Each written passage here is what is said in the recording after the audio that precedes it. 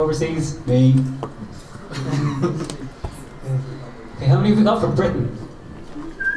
Can we get an auditory woo? Woo! Woo! From Greece? Woo! Hey, or yeah. Poland? Hey! Norway? Yeah. Hey, alright. Okay, what have we missed? Sweden. Sweden, yeah. Okay. Belgium. Yeah, Belgium. England. Yeah, that's awesome. Yeah, fair play to everybody. I hope you all have a really nice time here. We want to thank also our sponsors this year, A1200.net, who are making some really interesting replacements, cases, keycaps, tank mics, all kinds of things. We'll have a talk with one of those guys later and find out what it is they're doing at the moment. But you can replace so many parts of your Amiga now that it's like triggers broom. We've also got Aeon sponsoring us, and they're going to be here in a while, and hopefully we'll have a few goodies to sell. Commodore The Inside Story, David's book, they're sponsoring us, and RetroReady.one, the new Amiga and Commodore website. So they're our sponsors this year, and we're very thankful.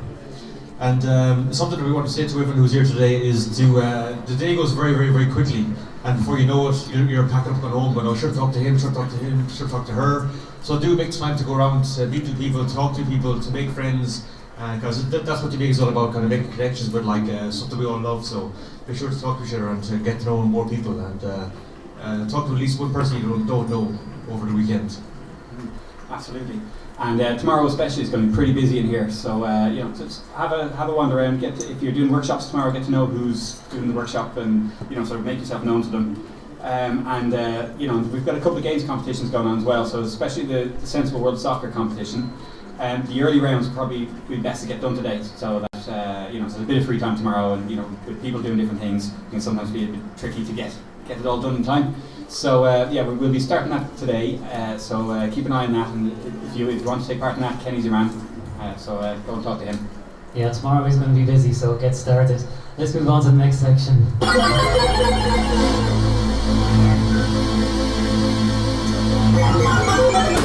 Right, a new Mortal Kombat movie is in the works. That looks very promising, and that came in from Galway Gamer's commentary, and we got a link to where you can follow Galway Gamer and all his latest gaming news. If you've probably seen it on the Facebook groups and in the various forums, but there's a Papercraft Amiga 500 that Rocky Bergen has introduced. It's a really nice looking thing, and you can download the paper files for that, print it, and make your own little Amiga 500, and complete with the monitor and everything. It's a lovely little thing. Yeah, you can blow it up if you want. Yeah, have it full size one. Yeah. And all of our workshop hosts are here, or they're either here now or they're going to be here very soon. So if you're attending the workshop, talk to them in advance. The lads already mentioned already, but do try and talk to people who are in your workshop and just get to know them, and so you're a bit more comfortable with what you're doing in their workshop. So I think Rob's going to go through who's doing the workshops. So where's Daniel? Where's Daniel? There he's over in the corner there. Daniel's doing. Put your hand up there, Daniel, so we can see. Daniel's doing a GoTech workshop. Neil Cafferty is going to be doing an Eros workshop. I don't think he's here yet, but when he does get here, you can't miss him because he's about 7 foot tall. So yeah, he's definitely not here yet. Lightwave 3D will be with Wanted. Where's Clear Cost? Here we go. Yeah. There we go. Lightwave 3D. Excellent. And Amy Berry is with Demetrius. Here in the middle. We also have a raffle for an Amiga 500. So, and this is my donation to the place. But it's a very nice 500. It's in pretty good shape. It's boxed, and it has the early style keyboard with the red LEDs. So it's a kind of a sought after one. 6A motherboard. It's all working perfectly, and there's a 512K RAM expansion in there. There's a zip stick. There's a mouse, power supply. It's a good little bundle. So there you go. The tickets available from Ashling on the door there, and we'll be pushing that through the whole weekend. Yeah, lovely stuff. But this is basically to raise money for the running of this, and basically sort of going towards funds for the next year's meetup, basically. So it's all we're not pocketing it. We're not spending it on beer. So buy loads of tickets. How much are tickets for people to buy? Ashling knows how much the tickets are. I can't remember. It's something like €2 each. Something like that, Something and then like you can that, get a line for a fiver or something. Yeah. national affiliate. She's the brains of the operation. Let's move on to the gaming section. So we've got a few gaming competitions today. First of all, we have a Sensible World of Soccer. I'm running that. We've done it for the last couple of years. I won it last year and the year before. So Thanks.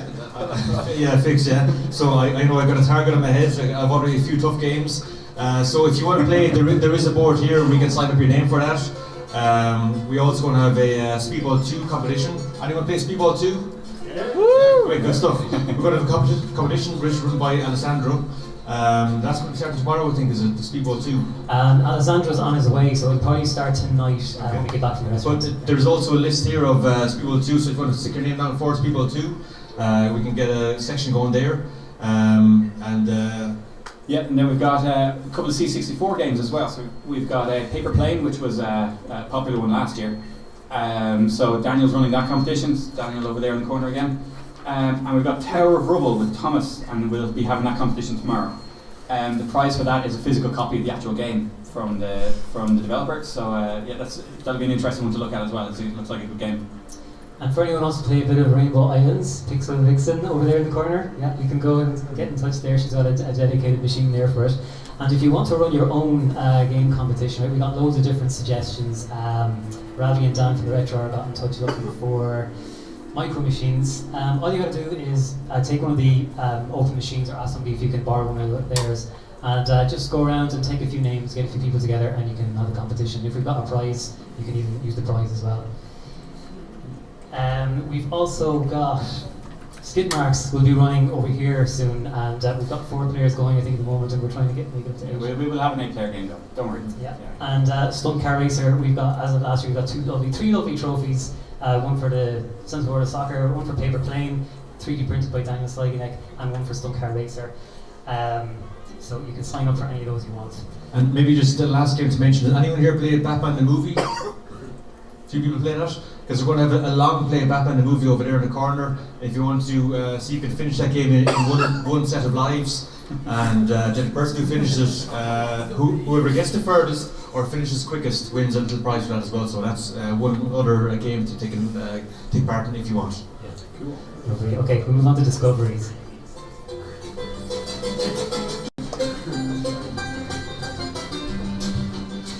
So a recent discovery of mine is an excellent YouTube channel called Pixel Vixen, where you can learn about art and deluxe paint all together in one lovely package. And the artist in question is actually here today, and this is some of her work that you can see. But she doesn't just show her own work though on Twitter and her YouTube channel. She shows how colour works. You can learn about hue, saturation, and value, being taught through the interface of deluxe paint. It's absolutely excellent. If you're a digital photographer or have any interest in that stuff, it's actually well worth taking a look at. So well done. Now, I'm fully aware there's a large Polish contingent here, but Adam Podstawczynski, am I doing that okay? More or less? Okay, thank you, that's it. Definitely not a no anyway. Right, so this guy has a great website where he's taken beauty shots basically of loads of different retro computers, and there's some really unusual kit, but have we got some of them here? Yeah. So he just sets them up nicely, has a nice scene set up, and has just a little bit about the machine, and they're really, really nice photographs of the machines. Some really, really weird ones on there that are very interesting to have a look at. Yeah, and speaking of going back to the subject of art again, Mark McFadden, who hasn't arrived yet, but he sent me an image of Batman that he painted in deluxe paint back in the 90s and sent into Amiga format. And they actually printed it in their magazine. And this is a scan he made of it way back, and thankfully he still has it in good condition. That's pretty cool. So Mark will be with us either later tonight or tomorrow. I can't remember what time he's coming out. Now, so this might not be news to some of you, but Bambi Amiga is a full-time web server that runs 24/7 all year on an Amiga 1200. The owner is not here yet, but he will be here, and he's usually here for the weekend. But yeah, if you have an Amiga related website that you want to host it, you can talk to him, and he's very good rates, usually involving a couple of beers. So definitely have a chat with him when he gets here. It's Darren Glenn is his name, and it's a very, very interesting setup he has. Okay, let's move on to community events.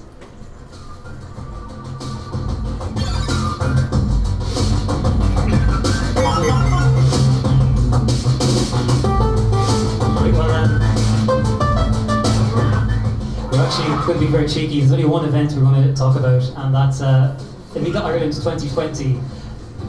I know we're getting ahead of ourselves. It's the 17th and 18th of January here in Athlone next year, so put it in your diaries, and you can get tickets on Eventbrite starting in the next couple of days. Why not get in early? And next we've got a technical question for Rob. I've got a list of 3 technical questions here, actually from attendees, I think, yeah? That's right. Okay, well, the first one is, can you tell me where I should start troubleshooting my A500? We're looking to even power on because I don't trust the PSU.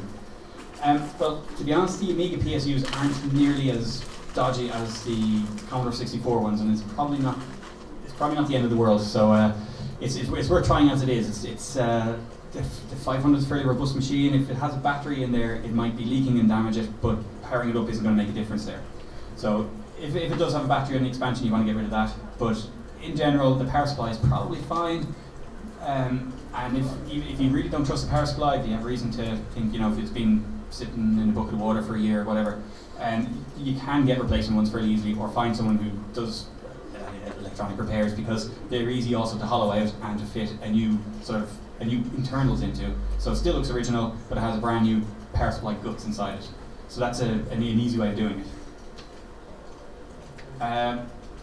Next, how can I repair a bricked C64C power supply that's causing all the sockets in the house to trip?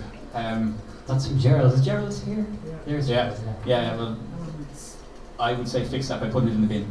So the C64 power supplies are dodgy, and they do take the machine with them. They sometimes trip other stuff out as well. I would not trust that power supply as far as I could fire it. So I would, you can get nice new ones online. There are lots of people making them. You can even build them yourself. Yeah. Yeah.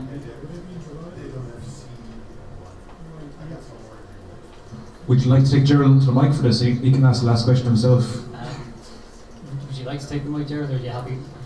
Yeah, the last question's from Gerald as well. Okay, it's okay, we can just read it out. Yeah. Okay, C64C with a red LED and a black screen. As a total beginner, I'd love to be able to resurrect it myself. Any tips, resources for replacing capacitors for a complete noob with no soldering experience? You know what, honestly, I'm not that familiar with the C64, but capacitors wise, it's not that big a deal. It's if you do want to change them, then fine. I can't imagine it's capacitors that are causing the problem unless they've had some sort of crazy failure. But it shouldn't really be the capacitors. It is possible that a dodgy power supply has done some damage. Usually the RAM chips are the first to go on a C64 when that happens. So yeah, it's hard to know.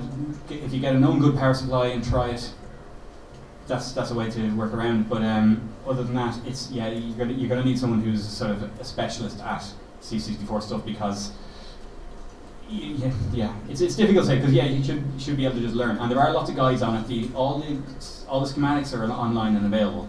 There are guides on YouTube about desoldering and resoldering. There's nothing special about the C64 motherboard really. It's all through-hole stuff. You can, if you're careful, you can solder that and desolder stuff with normal soldering and desoldering tools. It's not that big a deal, but if there are some problems with failed chips, someone who has experience with a C64 will be able to spot that much quicker than starting off from scratch. So I would say if you have a working C64 to compare it to and swap chips, that might be a good place to start. But just be aware that if you've got a dead machine, it might also kill the new working chips. Thanks, Rob. And thanks for the questions.